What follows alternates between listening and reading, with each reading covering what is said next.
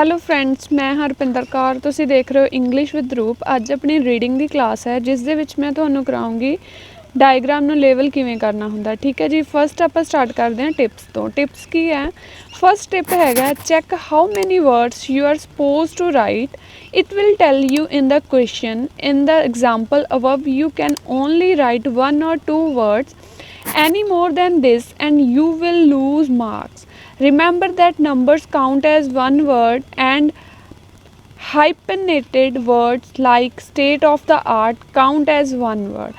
ਮਤਲਬ ਕੀ ਹੈ ਕਿ ਤੁਸੀਂ ਕੀ ਹੈ ਪਹਿਲਾਂ ਧਿਆਨ ਰੱਖਣਾ ਕਿ ਤੁਸੀਂ ਕਿੰਨੇ ਵਰਡਸ ਲਿਖਣੇ। ਇੰਸਟਰਕਸ਼ਨਸ ਜ਼ਰੂਰ ਪੜ੍ਹਨੀਆਂ ਨੇ। ਹੁਣ ਜਿਵੇਂ ਕਿ ਇਹ ਵਰਡ ਲਿਖਿਆ ਇਹਨਾਂ ਨੇ ਸਟੇਟ ਆਫ ਦਾ ਆਰਟ, ਇਹ ਕੀ ਹੈ ਇੱਕ ਵਰਡ ਕਾਊਂਟ ਹੋਊਗਾ। ਸੋ ਤੁਸੀਂ ਇਹ ਵੀ ਧਿਆਨ ਰੱਖਣਾ, ਇਸ ਨਾਲ ਵੀ ਤੁਹਾਨੂੰ ਆਨਸਰ ਲੱਭਣ 'ਚ ਕੀ ਹੈ ਬਹੁਤ ਜ਼ਿਆਦਾ ਆਸਾਨੀ ਹੁੰਦੀ ਹੈ। ਠੀਕ ਹੈ ਫਰੈਂਡਸ। ਕਈ ਵਾਰ ਈਮੇਲ ਹੈ ਉਹ ਵੀ ਕੀ ਹੈ 2 ਵਰਡਸ ਉਹਨੂੰ ਪਾਰਟਸ 'ਚ ਲਿਖਿਆ ਹੁੰਦਾ, ਬਟ ਉਹ ਹੁੰਦਾ ਕੀ ਹੈ ਕਾਊਂਟ ਕੀ ਹੁੰਦਾ 1 ਵਰਡ ਕਾਊਂਟ ਹੁੰਦਾ। ਠੀਕ ਹੈ। ਸੈਕਿੰਡ ਆਪਣਾ ਟਿਪ ਕੀ ਹੈ? Identify the type of word, noun, verb, adjective you need. ਤੁਸੀਂ ਇਹ ਵੀ ਦੇਖਣਾ ਹੁੰਦਾ ਕਿ ਆਪਾਂ ਨੂੰ ਨਾਊਨ ਦੀ ਜ਼ਰੂਰਤ ਹੈ, ਵਰਬ ਦੀ ਜ਼ਰੂਰਤ ਹੈ ਜਾਂ ਐਡਜੈਕਟਿਵ ਦੀ ਜ਼ਰੂਰਤ ਹੈ। This will help you find the correct answer. ਇਹਦੇ ਨਾਲ ਵੀ ਕੀ ਹੈ ਤੁਸੀਂ ਆਪਣਾ ਆਨਸਰ ਹੈ ਈਜ਼ੀਲੀ ਫਾਈਂਡ ਕਰ ਸਕਦੇ ਹੋ। ਥਰਡ ਕੀ ਹੈ? The answer do not always come in the same order that the paragraphs are in. ਕਹਿੰਦੇ ਜਿਹੜਾ ਆਨਸਰ ਹੈ ਹਮੇਸ਼ਾ ਕੀ ਹੈ ਤੁਹਾਨੂੰ ਸੇਮ ਆਰਡਰ ਦੇ ਵਿੱਚ ਨਹੀਂ ਆਊਗਾ। ਠੀਕ ਹੈ। ਆਪਣਾ ਜਿਹੜਾ ਆਨਸਰ ਹੈ ਆਰਡਰ ਦੇ ਵਿੱਚ ਜ਼ਰੂਰੀ ਨਹੀਂ ਵੀ ਆਰਡਰ ਦੇ ਵਿੱਚ ਵੀ ਹੋ ਸਕਦਾ, ਬਟ ਜ਼ਰੂਰੀ ਨਹੀਂ ਕਿ ਹਮੇਸ਼ਾ ਹੀ ਆਰਡਰ ਦੇ ਵਿੱਚ ਹੋਵੇ। ਫੋਰਥ ਕੁਐਸਚਨ ਕੀ ਹੈ? Do the easiest questions first. Easiest question first ਕਹਿਣ ਦਾ ਮਤਲਬ ਹੈ ਵੀ ਪਹਿਲਾਂ ਜਿਹੜੇ ਈਜ਼ੀ ਕੁਐਸਚਨ ਨੇ ਤੁਸੀਂ ਉਹੀ ਚੂਜ਼ ਕਰੋ। You are more likely to get these correct.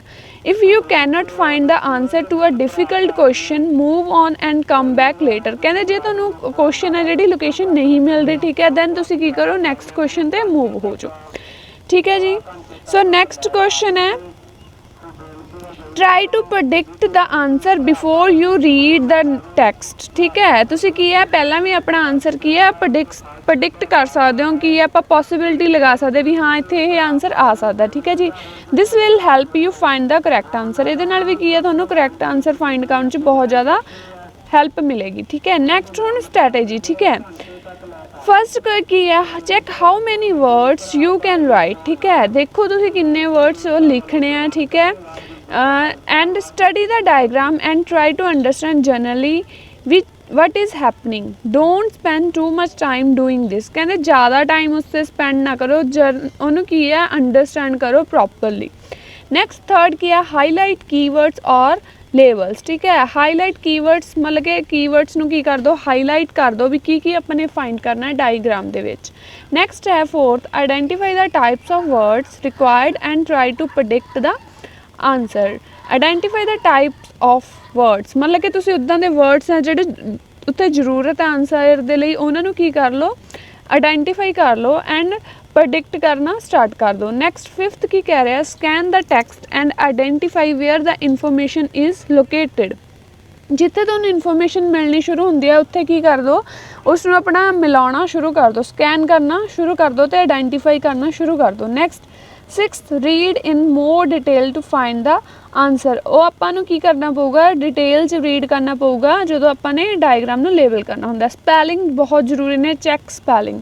ਜੇ ਤੁਸੀਂ ਦੇਖ ਕੇ ਵੀ ਸਪੈਲਿੰਗ ਗਲਤ ਲਿਖ ਰਹੇ ਹੋ ਦੈਨ ਕੀ ਇਹ ਤੁਹਾਡੀ ਮਿਸਟੇਕ ਹੈ। ਠੀਕ ਹੈ। ਦੈਨ ਇਹਦਾ ਆਨਸਰ ਵੀ ਕੀ ਹੈ ਗਲਤ ਹੋ ਜਾਊਗਾ। ਠੀਕ ਹੈ। ਸੋ ਆਪਾਂ ਨੇ ਜ਼ਰੂਰ ਧਿਆਨ ਰੱਖਣਾ ਇੰਸਟਰਕਸ਼ਨਸ ਦਾ, ਸਪੈਲਿੰਗਸ ਦਾ ਵੀ।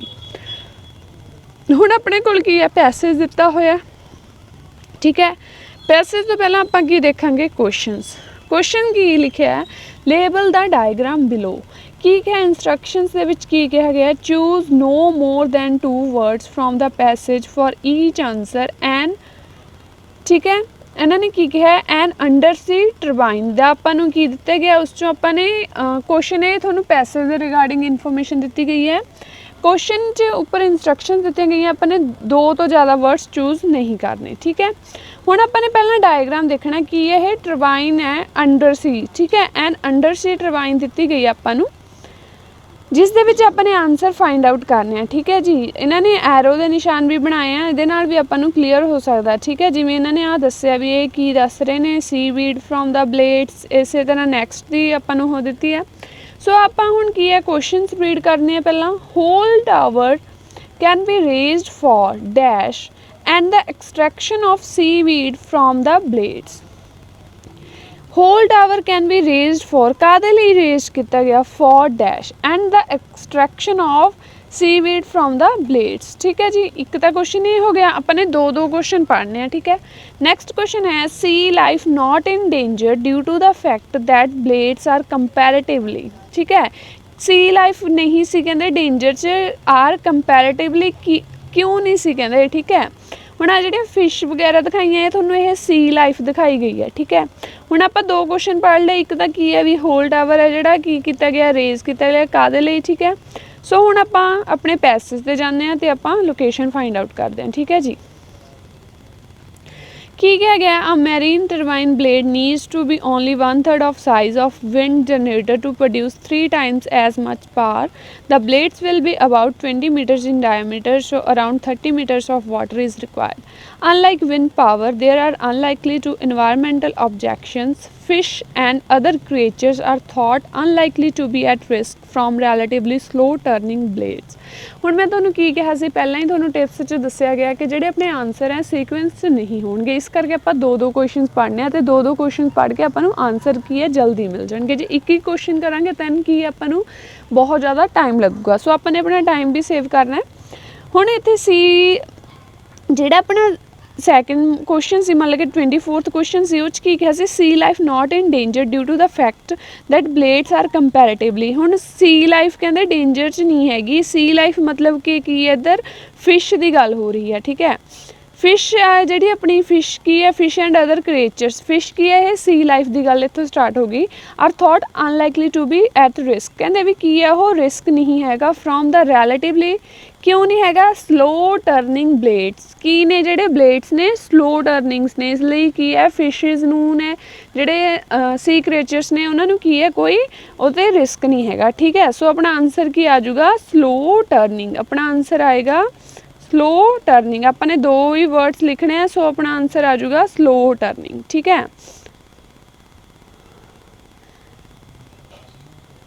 ਬਲੇਡਸ ਦੀ ਗੱਲ ਹੋਈ ਹੈ। ਠੀਕ ਹੈ, fact that blades are comparatively slow turning, ਮਤਲਬ ਕਿ ਉਹ ਹੌਲੀ ਟਰਨ ਹੁੰਦੇ ਨੇ, ਸਲੋ ਟਰਨ ਹੁੰਦੇ ਨੇ। ਦੈਨ ਉਹਦੇ ਨਾਲ ਕੀ ਹੈ ਫਿਸ਼ ਵਗੈਰਾ ਨੂੰ ਕੋਈ ਖਤਰਾ ਨਹੀਂ ਹੈ, ਜੇ ਫਾਸਟ ਹੋਣਗੇ ਦੈਨ ਉਹਨਾਂ ਨੂੰ ਕੀ ਹੋਊਗਾ ਡੇਂਜਰ ਖਤਰਾ ਹੋਊਗਾ। ਹੁਣ ਕੀ ਹੈ ਸਲੋ ਟਰਨਿੰਗ ਨੇ, ਇਸ ਲਈ ਕੋਈ ਖਤਰਾ ਨਹੀਂ ਹੈਗਾ। 24th ਕੁਐਸਚਨ ਆ ਗਿਆ, ਦੇਖੋ 24th ਦਾ ਆਨਸਰ ਮਿਲ ਗਿਆ ਬਟ 23rd ਦੀ ਆਪਾਂ ਨੂੰ ਲੋਕੇਸ਼ਨ ਹਾਲੇ ਤੱਕ ਨਹੀਂ ਮਿਲੀ। ਸੋ ਹੁਣ ਆਪਾਂ 23 ਦੁਆਰਾ ਪੜ੍ਹਦੇ ਹਾਂ। ਠੀਕ ਹੈ ਜੀ, ਹੁਣ ਇੱਥੇ ਤੱਕ ਆਪਣੀ ਗੱਲ ਖਤਮ ਹੋ ਗਈ ਸੀ। ਠੀਕ ਹੈ ਜੀ, ਨੈਕਸਟ ਹੈ each turbine will mounted on a tower which will connect to national power supply grid via under water cables. The tower will stick out of the water and be lit to warn shipping and also be design to be lifted out of the water for maintenance and clean seaweed from the blades. ਠੀਕ ਹੈ ਜੀ, ਹੁਣ ਆਪਣਾ ਕੀ ਸੀ ਇੱਧਰ question ਦੇਖਦੇ ਆਪਾਂ।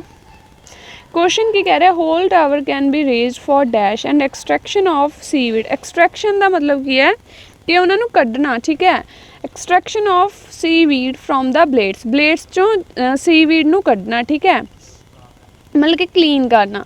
ਹੁਣ ਆਪਾਂ ਨੂੰ ਇੱਥੇ ਲੋਕੇਸ਼ਨ ਮਿਲੀ ਸੀ, ਇੱਥੇ ਸੀਵੀਡਸ ਦੀ ਗੱਲ ਹੋਈ। ਠੀਕ ਹੈ, ਕੀ ਕਹਿ ਰਹੇ ਨੇ and to clean seaweed from the blades. ਉਸ ਤੋਂ ਪਹਿਲਾਂ ਕੀ ਹੈ and also be design to be lifted out of the water. ਠੀਕ ਹੈ, ਮਤਲਬ ਕਿ ਲਿਫਟ ਕਰਨਾ, ਪਾਣੀ ਨੂੰ ਕੱਢਣਾ, lifted out of the water for maintenance. So ਆਪਣਾ ਆਨਸਰ ਕੀ ਆ ਜਾਊਗਾ ਇੱਥੇ ਮੇਨਟੇਨੈਂਸ। 23 ਆਨਸਰ ਆ ਜਾਊਗਾ whole tower can be raised for maintenance and extraction of seaweed from the blades. ਠੀਕ ਹੈ ਜੀ, ਆਪਣਾ ਆਨਸਰ ਇੱਥੇ ਕੀ ਆ ਜਾਊਗਾ ਮੇਨਟੇਨੈਂਸ। ਇੱਥੇ ਇਹਨਾਂ ਨੇ ਸੇਮ ਵਰਡਸ ਯੂਜ਼ ਕੀਤੇ ਨੇ, ਇਹਨਾਂ ਨੇ ਕੀ ਕਿਹਾ stick out of the water. ਠੀਕ ਹੈ, ਫਿਰ ਕੀ ਹੈ design to be lifted out of the water for maintenance. ਉਸ ਤੋਂ ਪਹਿਲਾਂ ਕੀ ਹੈ ਐਂਡ ਤੋਂ ਪਹਿਲਾਂ ਕੀ ਹੈ ਮੇਨਟੇਨੈਂਸ। ਸੋ ਆਪਾਂ ਇਸ ਤਰ੍ਹਾਂ ਵੀ ਆਪਣਾ ਆਨਸਰ ਲਗਾ ਸਕਦੇ ਹਾਂ। ਹੁਣ ਆਪਾਂ ਦੇਖਦੇ ਹਾਂ ਨੈਕਸਟ ਕੁਐਸਚਨਸ। ਨੈਕਸਟ ਕੁਐਸਚਨ ਕੀ ਕਹਿ ਰਹੇ ਨੇ air bubbles result from the dash behind blades this is known as. ਠੀਕ ਹੈ, ਦੋ ਕੁਐਸਚਨ ਹੈ। ਹੁਣ ਆਪਾਂ ਦੋਨੇ ਕੁਐਸਚਨਸ ਦੀ ਆਪਾਂ ਨੇ ਕੀ ਲੱਭਣਾ ਏਅਰ ਬਬਲਸ। ਠੀਕ ਹੈ, ਕਿਤੇ ਰਿਜ਼ਲਟ ਦੱਸਿਆ ਹੋਵੇ। ਠੀਕ ਹੈ, ਅਤੇ ਕਿਸੇ ਨੂੰ ਦਿਸ ਇਜ਼ ਨੋਨ ਐਸ। ਠੀਕ ਹੈ, ਹੁਣ ਆਪਾਂ ਦੇਖਦੇ ਹਾਂ ਇੱਥੇ ਤੱਕ ਆਪਣਾ ਹੋ ਗਿਆ ਸੀ। ਨੈਕਸਟ ਠੀਕ ਹੈ, ਆਪਾਂ ਹੁਣ ਬਬਲਸ ਦੀ ਕਿਤੇ ਗੱਲ ਲੱਭ ਰਹੇ ਹਾਂ। ਠੀਕ ਹੈ ਜੀ, ਏਅਰ ਬਬਲਸ ਦੀ ਗੱਲ ਹੋਈ ਹੈ। ਓਕੇ, ਹੁਣ ਆਪਾਂ ਨੈਕਸਟ ਪੈਰਾਗ੍ਰਾਫ 'ਤੇ ਆ ਗਏ। One technical difficulty is cavitation where low pressure behind a turning blade causes air bubbles. ठीक है जी, एयर बबल्स की गल भी होगी, बिहाइंड भी अपन नूं सेम वर्ड मिल गया। ठीक है, ब्लेड कॉजेज की भी गल होगी। सो हुण अपना आंसर अपन नूं लोकेशन मिल गई। हुण आपां क्वेश्चन दुबारा पढ़ते हैं। Air bubbles result from the dash behind blades. हुण आपां ने बिहाइंड ब्लेड्स तो पहलां देखना भी अपने कोल की लिखिया होया।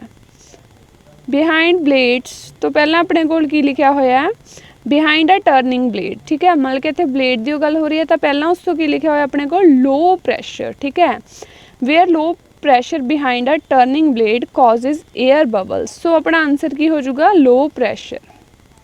इत्थे की आंसर आ जाऊगा air bubble result from the low pressure behind blades. This is known as उसनूं की कहा जाता है, one technical difficulty is cavitation. इन्होंने की कहा जी ये टैक्नीकल डिफिकल्टी उन्होंने की कहा जाता है कैविटेशन। इन्होंने वर्ड नोन नहीं यूज़ किया बट इसका मीनिंग की है सेम ही है। One technical difficulty is cavitation. ठीक है जी, सो मतलब कि है ये दिस इज़ नोन एज इसका मतलब शुरू है भी इनू की कहा जाता है, कैविटेशन कहा जाता है। सो अपना आंसर की है, लास्ट आंसर कैविटेशन आ जाऊगा, उस तो पहला आ जाऊगा लो प्रैशर। मतलब कि है थोड़े उल्ट फुलट करके थोड़ा लोकेशन दी होंगे आंसर, बट की है ईजिली फाइंड कर सकते हो अगर तुसी कीवर्ड सही वो करते हो। ठीक है जी, नैक्सट है थोड़ा होमवर्क। ठीक है, सिंपल है होमवर्क भी थोड़ा। ठीक है, 2 पैराग्राफ ने। ठीक है जी, इस दे विच की करना है, इस भी तुसी डायग्राम नूं लेवल करना है और बी हाइव की थोनों डायग्राम दी गई है। ठीक है, इस तुसी देख के पिक्चर के अकॉर्डिंग देखना भी, शेप के अकॉर्डिंग भी इसनूं तुसी किवें आंसर कर सकते हो। ठीक है, शेप के अकॉर्डिंग भी तुसी आंसर लगा सकते हो। ठीक है फ्रेंड्स, ये सी अपनी अज की क्लास। अपना होमवर्क मैनूं कमेंट बॉक्स में भेजो, मैनूं आस है कि तुहानूं समझ आई होगी कि अपने डायग्राम नूं लेवल किवें करना हुंदा है। ठीक है फ्रेंड्स, जे तुहानूं मेरी वीडियो वधिया लगी तो लाइक जरूर करियो, मेरे चैनल नूं सबसक्राइब करो तो बैल आइकन पर क्लिक करो ताकि आने वाली वीडियो की नोटिफिकेशन तुहानूं मिल सके। ओके फ्रेंड्स, मिलते हैं नवी वीडियो के नाल। Bye bye, take care.